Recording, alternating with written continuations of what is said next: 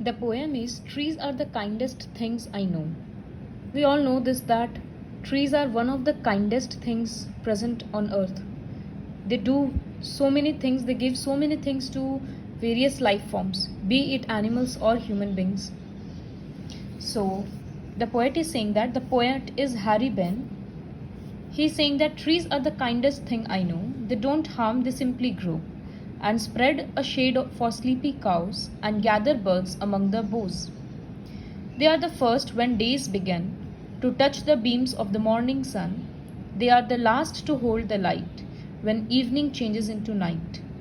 And when a moon floats on the sky, they hum a drowsy lullaby of sleepy children long ago. Trees are the kindest thing I know. So here the poet is saying that trees are one of the kindest thing I know because they don't harm anyone. They simply grow.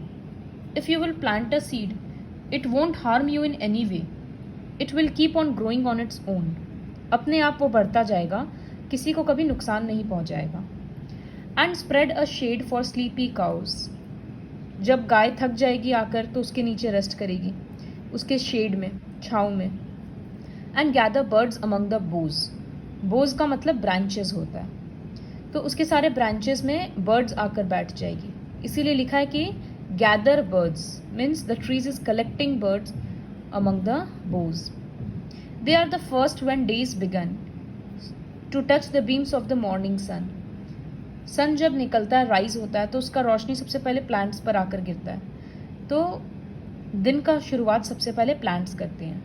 They are the last to hold the light when evening changes into night. जब शाम हो चुका तब they are the last to sleep. बाकी सब अपने अपने nest में चले जाते हैं, अपने अपने घर में चले जाते हैं, लेकिन वो अपना काम सबसे लास्ट में ख़त्म करता है. And when a moon floats on the sky, जब रात हो गया, दे हम अ ड्राउजी ललाबाई. ललाबाई मतलब लोरी, ड्राउजी मतलब स्लीपी. तो और हम मतलब धीरे धीरे बोलना. तो धीरे धीरे ऐसा लगता है कि पत्ता का आवाज़ से ऐसा लगता है कि वो एक लोरी गा रहा है. Of sleepy children long ago, trees are the kindest thing I know. तो trees इतना कुछ दे रहा है, but in exchange it is not expecting anything. Therefore they are the kindest things I know. Now we'll complete the summary of the poem. Trees are the dash of all things that we know. So trees are the kindest लिखा है. So trees are the kindest thing. इसमें सारा words poem से ही आएगा. Because they do not dash anyone, because they do not harm anyone. They grow peacefully and spread their branches all around. Cows rest in their, यहाँ लिखा देखो, spread a shade for sleepy cows. तो cows rest in their shade. And birds gather to rest in their dash. और birds कहाँ थी? bows में. तो we'll write bows. When the day begins, the first beam of the, रोशनी कहाँ से आ रहा है? सन से. तो first beam of the sun falls on the trees. They are the last to hold the light of the sun when the day turns into, यहाँ लिखा है when evening changes into night. So when the day changes into night. During the night, the moon dash on the sky. Moon floats लिखा है. So moon floats on the sky and leaves move about silently humming a, तो leaves क्या गा रहा था? lullaby to help the children sleep. The trees have been serving mankind selflessly for ages, hence they are the kindest thing that we know. बहुत, ये कोई नया बात नहीं है. हज़ारों सालों से पेड़ हम लोगों के लिए बहुत कुछ कर रहा है, तो इसी वजह से they are the kindest thing. Now question B4 is describe the 3 acts of kindness shown by trees. This you will do on your own. 3 ऐसा चीज़ हम लोगों को पोएम से लिखना है जिससे पता चलता है कि ट्रीज बहुत काइंड है. तो एक जैसे लिख सकते हैं, they spread a shade for sleepy cows. Poem का लाइन्स ही लिखना है, एंड के बदले दे लिखेंगे. They spread a shade for sleepy cows. इस तरह से 2 खुद से ढूंढ कर लिखना है. Now question B5. Complete the following table of rhyming words. Pick out 1 rhyming word from the text and 1 of your own choice.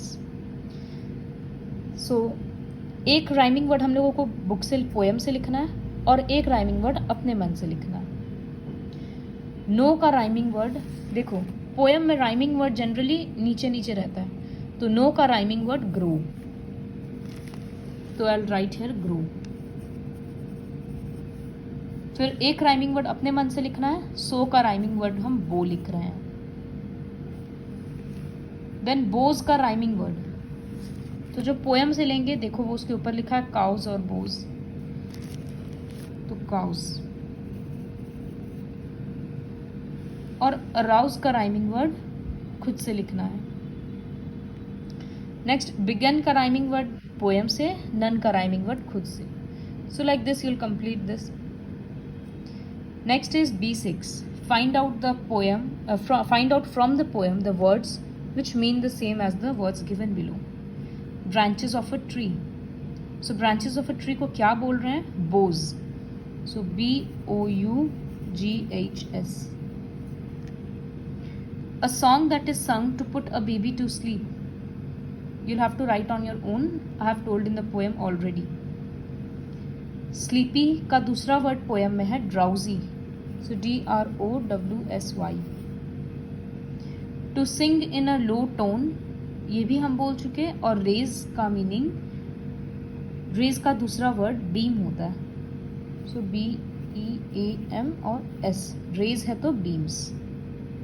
So this two you will write on your own, and B5 और B4 खुद से complete करना है, और बाकी जो book में हम कर चुके वो भी तुम लोगों को खुद से वो भी खुद कॉपी करके लिखना है। So this is all about the poem trees are the kindest things I no.